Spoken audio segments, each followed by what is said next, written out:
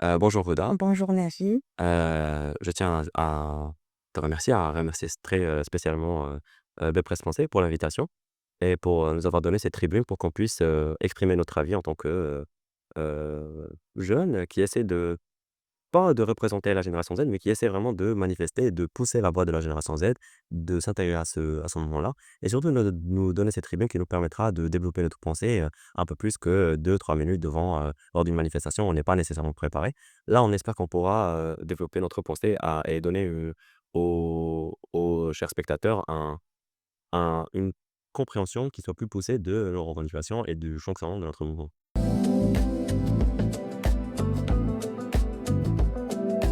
Je me présente, je m'appelle, Naji Achawi, j'ai, 24 ans. Je suis étudiant à la faculté de médecine et de pharmacie à Rabat, en 7e année de médecine actuellement. Ça veut dire que je suis déjà, impliqué, on va dire, dans, le monde du travail, dans le système de la santé au Maroc. Ce qui m'a poussé à participer et à m'intéresser à ces manifestations, c'est, déjà, il faut comprendre que ce mouvement-là rejoint on va dire 2 types de personnes. Il y a d'un côté ceux qui sont déjà politisés et ceux qui se politisent pour la première fois. Pour ma part, je fais partie de la première catégorie, ça veut dire que je suis déjà politisé de par, la culture, l'environnement dans lequel j'ai grandi et aussi le fait que nous, étudiants en médecine, on a déjà eu affaire au gouvernement à travers des manifestations, un mouvement de boycott, national qui a été, repris à 2 reprises et qui a été fait à deux reprises, que ce soit en 2018, au moment où j'ai rejoint la faculté de médecine, en 2019 plutôt, ou celui de l'année dernière, c'est-à-dire en 2023-2024. Ça, c'est pour, les gens donc qui sont comme moi, qui sont déjà politisés. Ils ont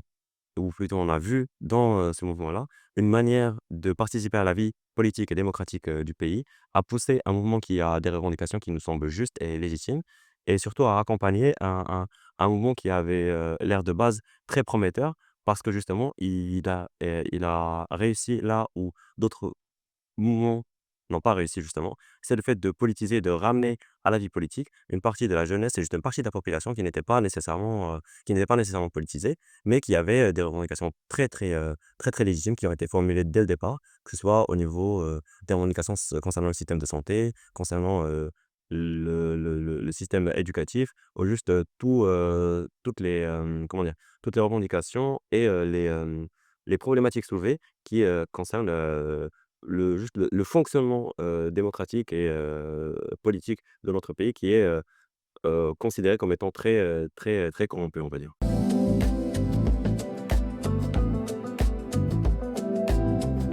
Si on veut parler du traitement médiatique, qu'a reçu ce mouvement, il faut déjà d'abord comprendre ce qu'est le rôle des médias. C'est-à-dire que dans, les démocraties libérales, il faut comprendre que les médias jouent un rôle de quatrième pouvoir, qui est censé être un contre-pouvoir à la base.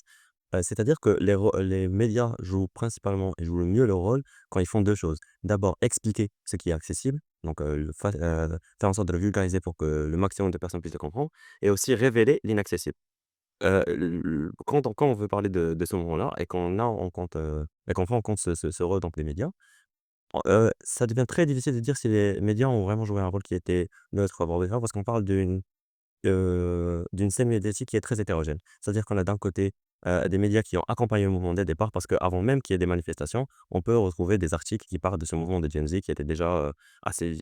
vif sur Discord et qui a été,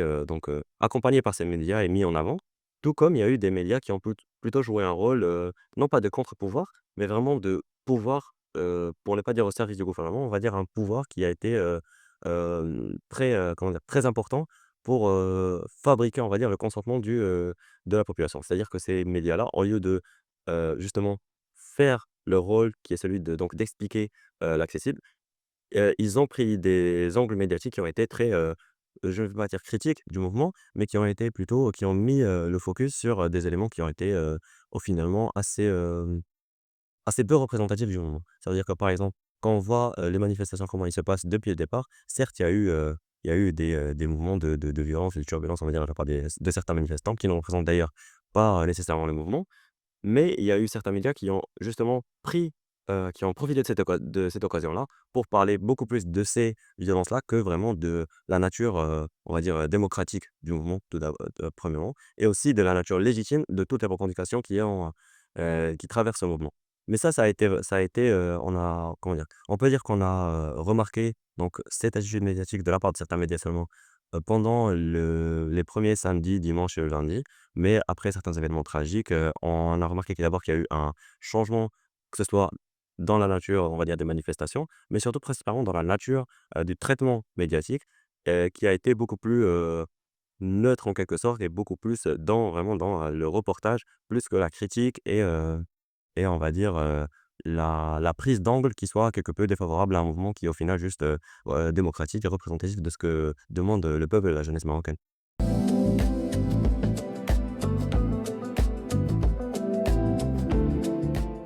Si on veut parler des mesures réalistes pour répondre donc aux revendications, il faut déjà comprendre que il faut déjà comprendre la nature du mouvement. Ça veut dire que moi, quand je viens que je parle ici, je ne me considère pas comme représentant de tout le monde parce que c'est le principe même de ce mouvement, c'est qu'il n'y ait pas de leadership, qu'il n'y ait pas de représentant, mais je suis un jeune qui fait partie de ce mouvement, qui essaie de l'accompagner et qui essaie, à son niveau de proposer des mesures, comment dire? Des solutions qui pourraient aider à la solution donc de ces problématiques. Heu, Vu le rôle donc que j'essaie d'occuper dans ce moment-là, je ne peux pas vraiment dire que j'ai des mesures réalistes ou qui soient vraiment, bien détaillées. Mais ce qu'il faut comprendre, c'est que, ce qui nous réunit tous, même si on va dire que, ce mouvement n'a pas une base idéologique qui est vraiment claire ou, des revendications détaillées dans le sens purement, on va dire, juridique ou exécutif. Ce qui rassemble tous ces jeunes-là et tous les gens qui participent et qui croient à ce mouvement-là, c'est la nature donc, légitime, encore une fois, je le répète, de ces revendications et le fait qu'elles s'accordent à dire que ce dont nous avons besoin en tant que population marocaine, c'est vraiment, nous avons besoin d'un système éducatif et d'un système de santé qui soit beaucoup plus, juste et équitable, dans le sens où les gens ressentent une sorte d'inégalité au niveau de l'accès aux soins, de l'accès à l'éducation, que ce soit entre les gens qui vivent dans des régions différentes, par exemple, les régions qui sont les plus, qui reçoivent le plus d'investissements et qui sont les plus, on va dire, avancées au niveau de leur, développement économique, ont accès à un système de santé et d'éducation qui est plus avancé donc que les autres régions. Mais au sein même de ces régions-là, et c'est des contradictions qu'on retrouve dans chacune des régions du Maroc, on retrouve, parfois, tout le temps même, un système, public qui a du mal à suivre, et à être au même niveau que le système, donc sanitaire ou éducatif, privé, qui quant à lui bénéficie non seulement donc de certaines, subventions ou aides, pas nécessairement économiques seulement, mais juste, une promotion, on va dire, de la part, de notre gouvernement actuel, même des gouvernements précédents, et que ce soit donc, pour le système éducatif ou pour le système sanitaire. Du coup, si on part de ce, constat-là, la principale revendication vraiment quand on parle de ces 2 domaines-là, c'est vraiment juste une mise en avant, une promotion, un investissement massif pour, faire en sorte que le système, public soit vraiment plus, soit juste de meilleure qualité et qu'il puisse vraiment satisfaire les revendications initiales des jeunes et des gens qui participent à ce mouvement-là. Ça, c'est pour, donc le système éducatif et sanitaire. Il y a aussi une autre, revendication qui est très, importante, c'est celle donc de combattre, on va dire, la corruption, ce qui se représente aussi donc dans ces 2 domaines-là qu'on vient d'aborder, à travers cette inégalité, d'accès aux soins et à l'éducation, mais qui se retrouve aussi dans, la manière et le fonctionnement de notre vie politique, où on a l'impression que nous, en tant que peuple marocain, nous n'avons pas vraiment de moyens, nous n'avons pas de contre-pouvoir donc, entre nos mains pour essayer de faire pression ou d'initier un dialogue ou plutôt de forcer un dialogue avec, le gouvernement, dans sa totalité. Donc la revendication qui s'adresse à ce point-là, c'est vraiment comment faire en sorte que, le la vie politique marocaine soit beaucoup plus démocratique, ça c'est de un et de 2 comment faire en sorte que le peuple marocain puisse avoir un moyen de faire pression ou de dialoguer directement, avec, le gouvernement, que ce soit donc à travers des référendums, plus d'implication donc de la population marocaine dans, la vie politique, que ce soit à travers donc aussi des sondages. Enfin, il y a beaucoup de solutions possibles, on va dire, à ces problèmes-là. Ce n'est pas à moi de donner donc des solutions qui représentent le mouvement, Gen Z, dans sa globalité. Mais, ce qu'on ressent, c'est qu'il y a vraiment une direction,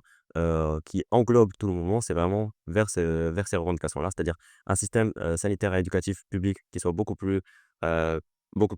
plus qualitatif et qui réussisse à, à répondre aux revendications et aux besoins de la population marocaine et une vie, politique qui soit beaucoup plus démocratique, beaucoup plus transparente et beaucoup plus juste, on va dire, au niveau d'accès, pour toute la population marocaine.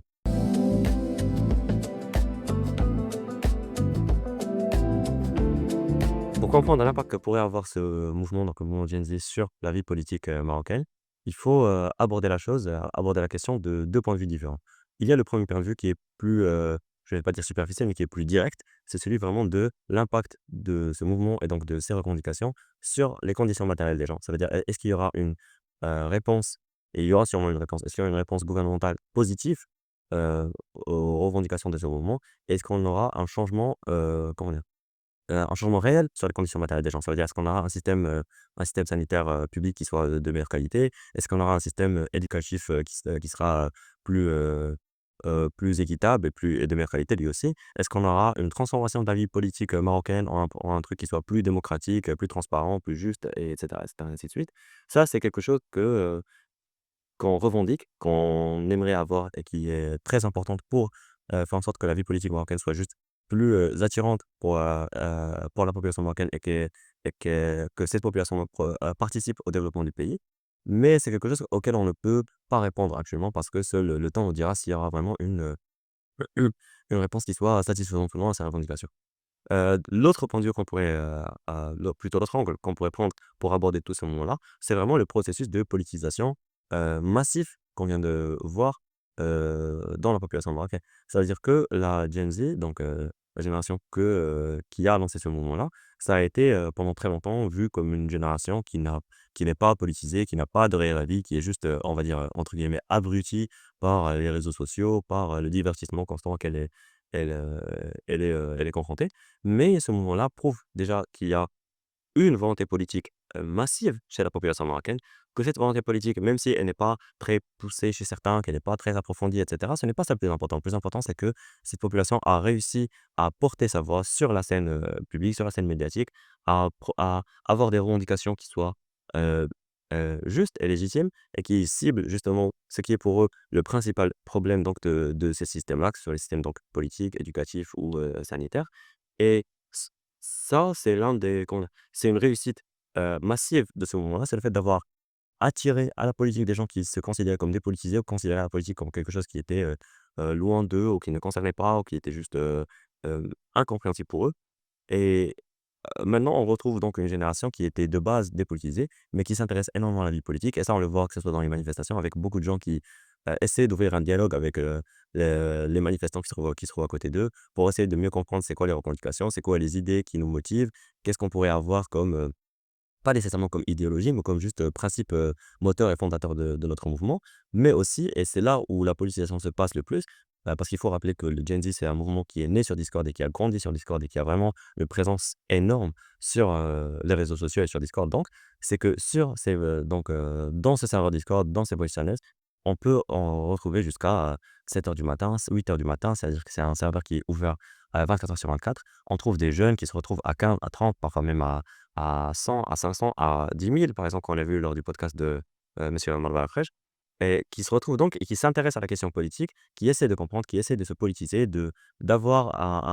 une réflexion, politique, philosophique qui soit beaucoup plus poussée et tout ce processus-là, c'est vraiment une victoire majeure parce que c'est quelque chose qui ne se perd pas avec le temps. Ça veut dire que tous ces jeunes-là qui sont politisés maintenant, ils resteront politisés, ils auront toujours des avis politiques qui seront plus développés que ceux qu'ils avaient la veille et ça les suivra pendant 10, 20, 30, 40 ans. Et donc, peu importe les mouvements sociaux qui arriveront dans les prochaines années, on aura toujours une base politique qui sera beaucoup plus étendue maintenant par rapport à ce qu'on pouvait avoir et ce qu'on pensait qu'on allait avoir juste pendant les 2, 3 des années précédentes. Et ça, vraiment, c'est une victoire massive et c'est ce qu'il faut pousser, ce qu'il faut continuer oui, juste à pousser et espérer que ça continue et que ça persévère.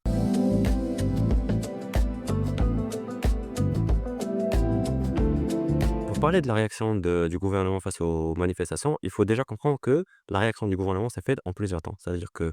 le mouvement Gen Z, c'est pas un mouvement qui a, heu, on va dire, émergé de nulle part le 27 septembre lors des manifestations, mais c'est un mouvement qui a commencé bien avant sur Discord et comme j'ai dit, tout à l'heure, on a eu plusieurs, médias qui ont déjà reporté la naissance et la croissance de ce mouvement. Donc on sait plutôt que le gouvernement avait le temps de se préparer, avait le temps de prendre au sérieux ce mouvement-là, ce qui n'a pas été fait. C'est pour cela que, lors des manifestations des 2 3 premiers jours, on a eu donc une répression massive et des arrestations, une violence policière et une violence, gouvernementale, on va dire, qui a été, injuste et injustifié en quelque sorte, parce que le peuple qui est sorti à la rue, qui a essayé de manifester, qui a essayé de porter ses revendications, au final avait des revendications qui étaient juste légitimes et qui étaient, représentatives, on va dire, de ce que voulait la population marocaine. Suite à donc cette,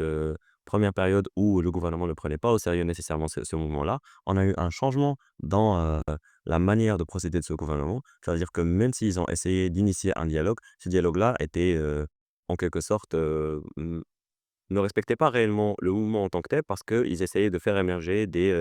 un leadership ou des représentants avec lesquels ils pourraient dialoguer, ce qui est contraire au principe même de ce mouvement Gen Z. Et même lors de ces dialogues-là, on sentait qu'il n'y avait pas une réelle volonté politique, on va dire, d'ouvrir un dialogue et d'essayer de satisfaire, de satisfaire les revendications de la population marocaine, mais c'était juste une manière de faire du damage control, ou de contrôler donc médiatiquement, ce mouvement-là, hem et tout ça, a été, analysé, a été perçu, a été compris par, le mouvement, Gen Z, je vais pas dire dans sa globalité, mais par une majeure partie de ce mouvement-là, et c'est ce qui a fait qu'on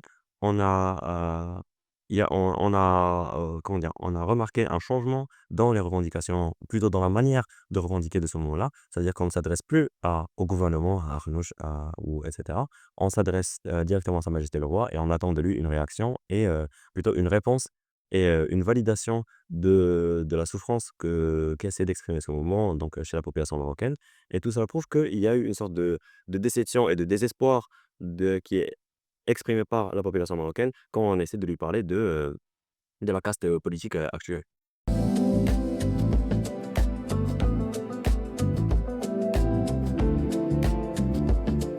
Les jeunes de la génération Z et la population marocaine en en général qui soutient ce mouvement-là, attend impatiemment le discours, royal d'aujourd'hui, parce qu'il faut comprendre que, heu, comme on a dit, auparavant, tous ces mouvements-là, tous ces gens qui soutiennent ce mouvement-là se plaignent de cette corruption qui se retrouve partout dans la vie politique, actuelle, et donc n'a plus confiance ni en ce gouvernement, ni en les autres forces, politiques, heu de ce pays. À partir de ce constat-là, on et quand on prend en compte le fait que tous les dossiers, revendicatifs, émis donc par ce mouvement Gen Z s'adressent directement à Sa Majesté le Roi Mohammed VI, on comprend que, heu l'attente qu'il y a autour de ce discours-là, c'est parce qu'il y a un espoir énorme que ce discours puisse, au moins, servir de reconnaissance à la légitimité de ce mouvement-là, et que Sa Majesté le Roi Mohammed VI, dans son discours, non seulement reconnaisse donc la légitimité de ses revendications, mais aussi, adresse un message, politique fort au gouvernement actuel pour qu'il puisse, ouvrir, un dialogue avec le mouvement Gen Z, un dialogue qui soit, intègre, transparent et qui puisse vraiment, heu, satisfaire, les revendications de ce mouvement-là. Ça veut dire c'est-à-dire que s'il y a autant d'espoir autour du discours royal, d'aujourd'hui, c'est parce qu'on espère que non seulement, la pression populaire qui existe déjà donc à travers les manifestations et la voix que porte le mouvement djihadiste, la voix de toute la population marocaine, mais aussi qu'il y ait un donc en plus de cette pression populaire qui vient d'en bas, il y ait une pression qui vienne d'en haut de la part de Sa Majesté le Roi, Mohammed VI, qui représente, la stabilité et on va dire qui représente le royaume, chérifien dans sa globalité. Heu, si, Sa Majesté le Roi, reconnaît donc la légitimité de ces revendications et pousse, ou plutôt incite les forces gouvernementales et politiques à initier donc un dialogue qui soit, comme on l'a dit, juste, transparent et surtout intègre avec, ce mouvement-là. On on sait, en tant que en tant que jeune, en tant que population qui soutient, le mouvement Gen Z, que, la manière avec laquelle le gouvernement va aborder cette question changera du tout au tout.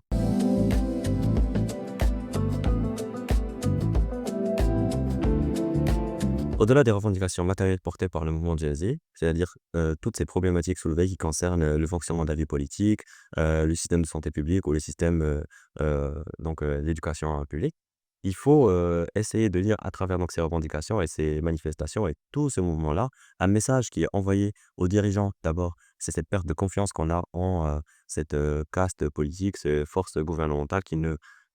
nous représente plus en quelque sorte, et ce qu'il faut comprendre par là, c'est que nous avons, vraiment besoin d'une démocratisation de la vie, politique marocaine et aussi de l'émergence de nouveaux visages. Cette émergence ne doit pas se faire seulement à travers, des personnalités qui sont déjà au sein des partis, mais aussi à travers donc l'intégration de la part de ces partis politiques, de toute la jeunesse qui a montré, d'une manière très claire et très, précise aussi cette conscience politique qu'elle pouvait avoir, cette volonté de s'intéresser à la vie politique et cette volonté juste de voir les choses changer, d'avoir des revendications peut-être qui peuvent être, heu, claires et très approfondies, on va dire. Ça, c'est d'un côté, mais et l'autre côté, c'est vraiment, et c'est ce qu'on a pu déjà voir dans, les manifestations de Jour Lundi parce qui ne comment dire? Dans lesquels on ne retrouve plus seulement la jeunesse donc de cette génération Z, mais aussi des personnes qui sont plus âgées, qui sont plus impliquées dans la vie politique, d'autres qui ne se sont jamais politisées même malgré leur âge, avancé et ça, c'est un message qui a déjà, on va dire, porté ses fruits et qui doit continuer à être porté par tous, les gens qui s'intéressent et qui essaient de soutenir le mouvement Gen Z. C'est comment, la politisation, c'est quelque chose qui est nécessaire dans ce pays pour participer à la vie politique et à la démocratisation du pays et à faire en sorte que ce pays avance dans une direction qui puisse satisfaire les besoins de toute la population marocaine de manière, égale. C'est-à-dire que, la politique s'intéressera toujours à vous, même si vous, vous ne vous intéressez pas à elle et à partir de ce constat-là, toute personne qui a des revendications, qui a une pensée, politique ou philosophique, qui essaie d'avoir un avis, plus ou moins poussé, on va dire, sur la direction que devrait prendre ce pays, sur la vie au Maroc, comment il devrait être, à quoi il devrait ressembler, doit s'intéresser à la politique, doit sortir manifester, doit porter sa voix au plus haut et au plus fort, devant les médias, devant, ses proches, devant les forces gouvernementales en elles-mêmes. C'est-à-dire que cette participation à la vie politique, c'est vraiment, l'une des plus grandes, victoires, de ce moment-là, actuellement, parce qu'on n'a toujours pas eu donc de réponse, quant aux revendications de la part des dirigeants, heu, donc quant à nos revendications. Mais, on espère aussi bien sûr que ça ne soit pas notre seule victoire en tant que mouvement de la génération Z, mais qu'on puisse aussi avoir une satisfaction de nos besoins, de nos revendications dans les systèmes les plus, critiqués, on va dire, par ce mouvement-là. C'est-à-dire, on le répète encore une fois, le système de santé, publique, le système d'éducation publique et juste toute, tout le processus et tout le fonctionnement, politique et démocratique, de notre cher pays.